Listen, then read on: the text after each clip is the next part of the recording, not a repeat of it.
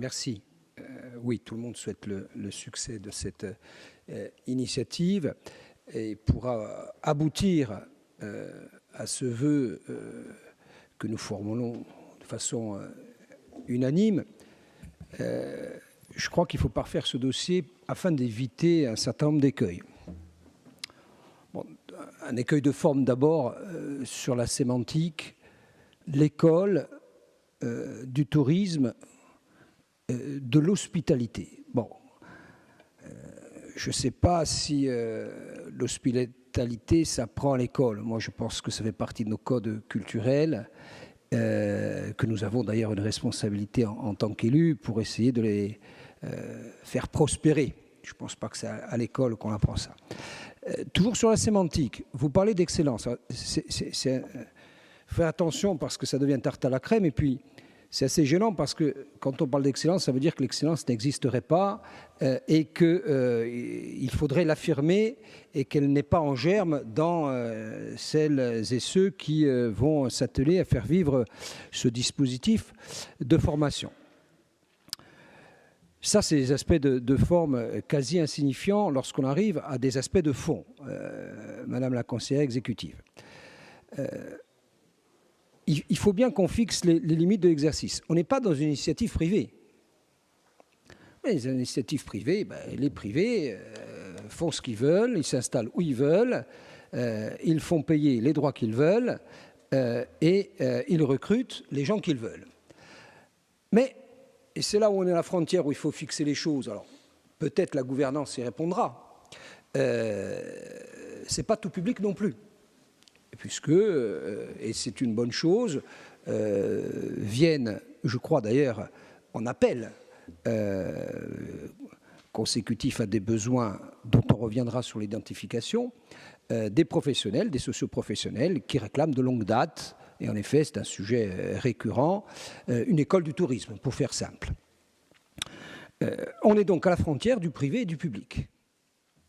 Et donc, dès lors qu'on rentre dans une initiative, on va dire, partagée, il faut qu'on ait le souci de répondre aux besoins des socioprofessionnels et aux besoins du tourisme, mais il faut qu'on ait aussi le souci de préserver ce que sont les fondamentaux du service public.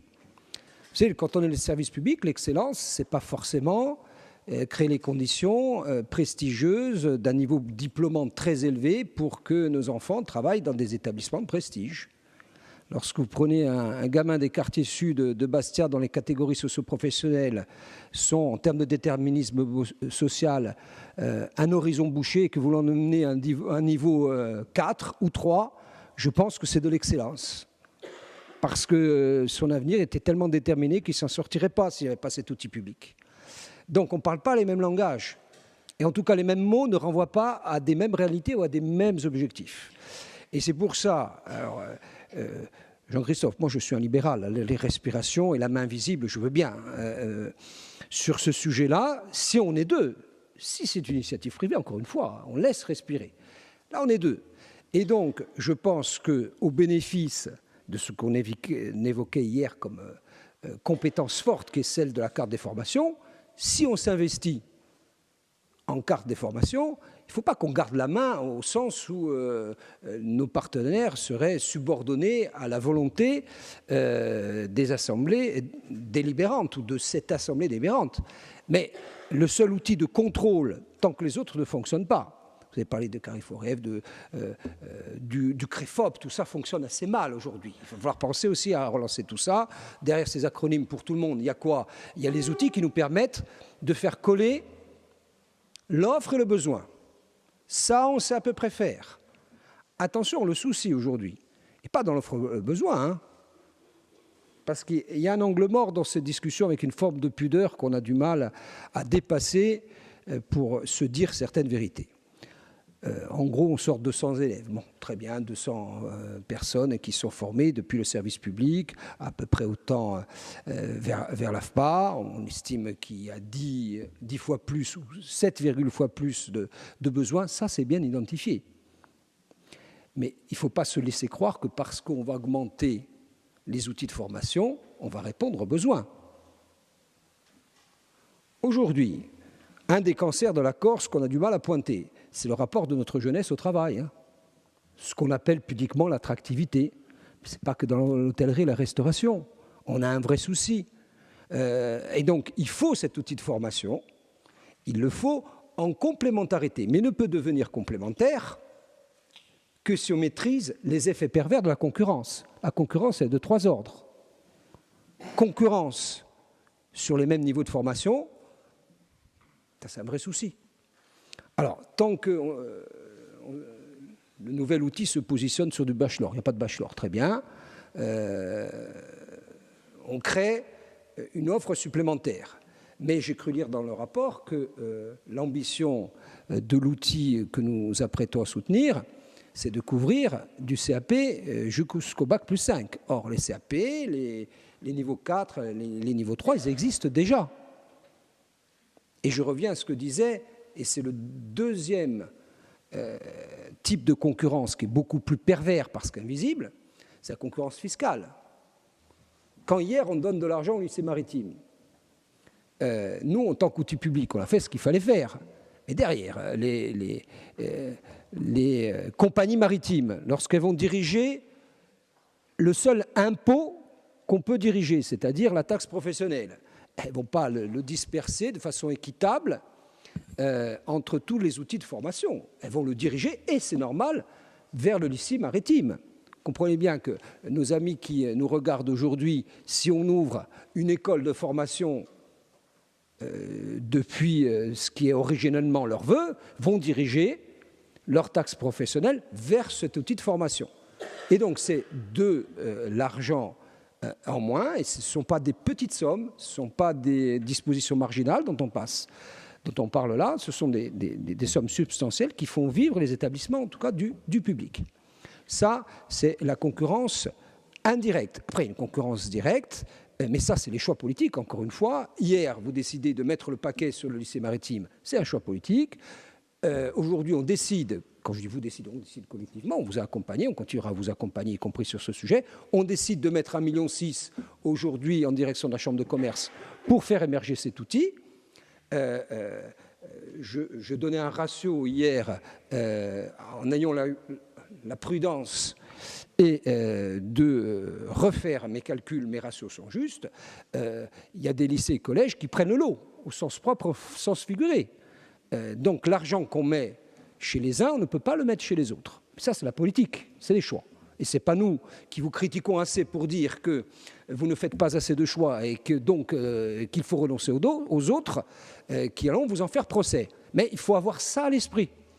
Donc, on est en train de mettre des billes dans cet outil. La moindre des choses en retour que l'on se doit d'exiger de nous-mêmes, c'est de pouvoir, sinon contrôler cet outil, en tout cas éviter ce deuxième aspect de la concurrence. La troisième concurrence, mais que je vois venir à gros traits, pour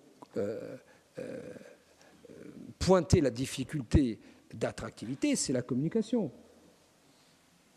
Pensez bien que les effets de communication qui relèvent de la sphère privée ne sont sans aucune mesure avec ceux qui relèvent de la sphère publique, et qu'évidemment, cet outil, et on le souhaite, il naît pour ça, on va l'accompagner pour ça, qu'il soit attractif. Donc, ce sujet-là ne pourra être réglé, de mon point de vue, en tout cas régulé, à défaut d'être réglé qu'en bonne entente. La structure, est-ce que c'est un conseil d'administration, surveillance, une entité quelle qu'il soit, où nous ayons voix de délibération à parts égales, et en tant que détenteurs de la compétence de l'outil de formation, nous puissions veiller à éviter ce type d'écueil. Troisième type d'écueil, parce que là je sens bien qu'il va pleuvoir là où c'est déjà mouillé, c'est-à-dire les gros vont grossir, c'est le problème, non pas d'Ajaccio, encore une fois, c'est le problème de l'hébergement. Quand vous sortez un bac plus 2 de Bastia, la plupart des élèves qui font bac plus 2 à Bastia dans le domaine de l'hôtellerie et de la restauration, ce sont des élèves qui se rendent à Bastia parce qu'ils sont hébergés et qu'on a les moyens de cet hébergement. c'est la même chose que la formation de manipulateurs radio d'hier. Il y a un risque qu'il ne faut pas éluder ou balayer d'un revers de main en disant il n'y a que 2 heures de route, etc., que les temps de formation soient séchés par les étudiants, soit en tout cas pénalisés, que ces étudiants soient pénalisés par ce risque de difficulté à s'héberger dans une ville où l'accès au logement est rendu difficile pour les locaux. Et même si les hôtels, parties prenantes, vont évidemment, je l'imagine, jouer le jeu, mais le métier d'un hôtelier au mois de mai, c'est pas de loger des étudiants, c'est de loger des touristes. Voilà, ça ce sont des vrais sujets. En définitive, on a tous raison d'accompagner cet outil parce qu'il répond à ce qu'on appelle maintenant, dans un thème un peu pompeux, l'agilité, en tout cas cette souplesse, que n'aura jamais la sphère publique, mais que la sphère privée peut avoir, notamment sur les recrutements et évidemment sur les débouchés. Cet outil mérite d'être accompagné, mais nous avons le devoir, en tant que détenteurs d'une compétence très forte dans ce domaine, de pouvoir l'accompagner, le faire vivre en bonne entente avec l'ensemble des partenaires privés et publics qui vont concourir, nous le souhaitons, à sa réussite.